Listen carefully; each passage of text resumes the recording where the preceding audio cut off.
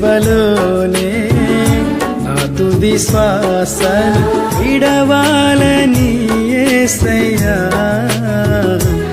ఇకై బ్రతకాలని ఆశయా.